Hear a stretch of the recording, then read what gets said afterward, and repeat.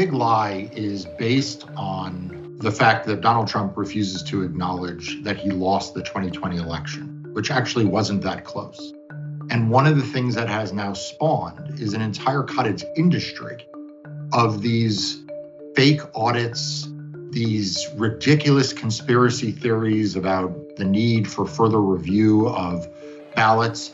And ground zero for that circus is in Arizona.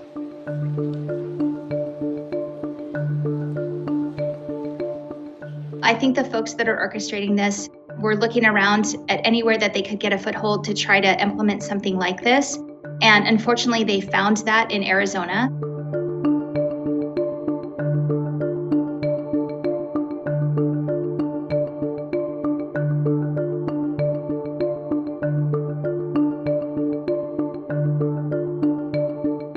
The votes have been tabulated. All 15 counties have certified their results.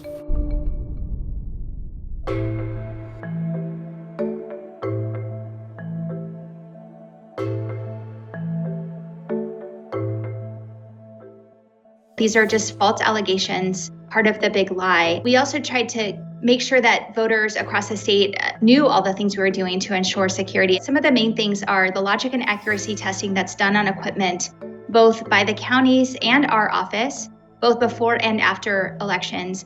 And these tests are designed to ensure that the equipment is properly functioning, tabulating the way that it's supposed to. The results we certified were an accurate reflection of the will of the voters. I have done more statewide recounts and contests and reviews than any other lawyer. And so we know how a state does this when they are trying to do it right. And this doesn't bear any resemblance to that. We are really off the rails from how elections are supposed to be administered and how they're supposed to be handled after Election Day.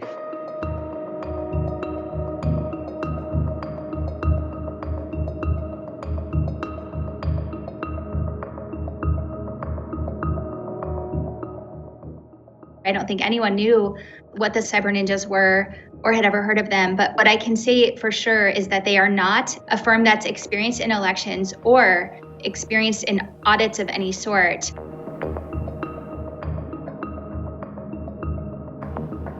What it's supposed to look like, having done a lot of recounts and audits, is carefully set up counting tables in which you have nonpartisan officials who touch the ballots, both before they are brought to a counting table or after. In some places, those are then put through vote counting machines, again, in a painstaking manner and making sure that minimal hands are being put on those ballots. That's what you would expect to see. Instead, what we're seeing in this situation is, frankly, just a helter-skelter mishmash of cockamamie processes and procedures.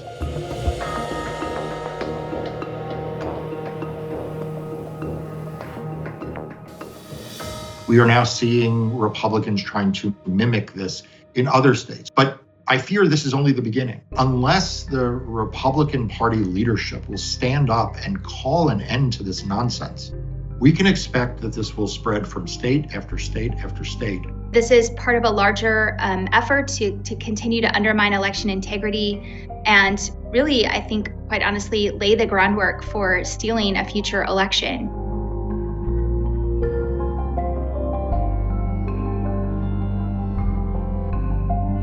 I'm very concerned because the fact is democracy runs not just on the mechanics of elections and on the rules of governing, but it works because people believe in democracy. They understand the importance of democracy. They cherish the advancement of our democracy. And what we're seeing right now is an all-out assault on democracy. The tragedy of this is going to be that the people who believe, because they have been lied to by their elected officials, that somehow there is a glimmer of hope and a doubt, they will become more distrustful. They will become more resistant to the truth. And they will become more resistant to a functioning democracy. And that will ultimately be a tragedy for this country from which we will not recover in the near future. That will take generations to fix. It is an avoidable tragedy, and it is being done in the name of a failed one-term president who cannot come to terms with the fact that he lost the election. And the need for the Republican Party to kowtow and to prostrate itself in furtherance of the big lie will go down in history as one of the great tragedies and disgraces in American history. It's so important to look at the fact that election officials across the country faced unprecedented challenges in overseeing and conducting the 2020 elections. And we overcame those things and conducted the most secure election in our country's history that saw historic participation across the country. And that is something to be celebrated.